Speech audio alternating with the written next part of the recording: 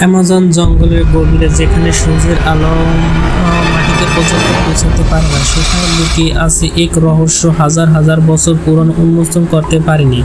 ঘন কুয়াশা ঢাকা বিশাল পাহাড়গুলো দাঁড়িয়ে আছে প্রাচীন গ্রহের মতো। প্রতিটি পাহাড় আকাশ ছুঁয়ে গেছে, ঝর্ণার শব্দ, বাতাসের গর্জন আর জঙ্গলের নিস্তব্ধ মিলে তৈরি হচ্ছে এক ভয়ানক পরিবেশ।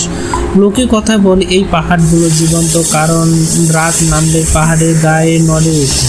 ধীরে ধীরে কুয়াশার ভিতরে দেখা যায় বিশাল একটি অ্যানাকোন্ডার সাপের ছায়া। 4,000 কিলোমিটার লম্বা সেই সাপটি পাহাড়ের উপরে দিয়ে হামাগুড়ি দেয়। তাদের শরীরে জন্মাচ্ছে অনেক শ্যাওলা, লতাপাতা এবং দূর থেকে দেখা যাচ্ছে পুরো জীবন্ত একটি পাহাড় চলছে। তার গায়ের রং ধবধবে কালো এবং তার সবুজ নকশার রহস্য আলো ঝলমল করছে। নিঃশব্দ বলতে তাকিয়ে, কারণ এই প্রাণীগুলো ঠিক আছে অনেক বছর রাক্ষসে।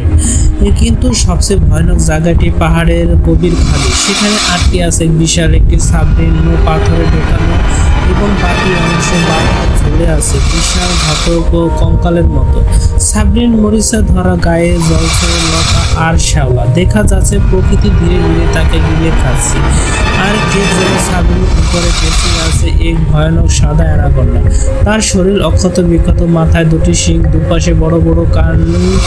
প্রকৃতির শব্দ শুনতে পায়। কিংবদন্তি তার ষাটটি মাথা আছে, আর প্রতিটি মাথায় পাহাড় আলাদা করবে। কেউ যেন এই পাহাড়ের খাদে গেলে তখন প্রথমেই শুনতে পায় ফিস ফিস আওয়াজ। কুয়াশার ভিতরে জ্বলে ওঠে 7 জোড়া চোখ। ও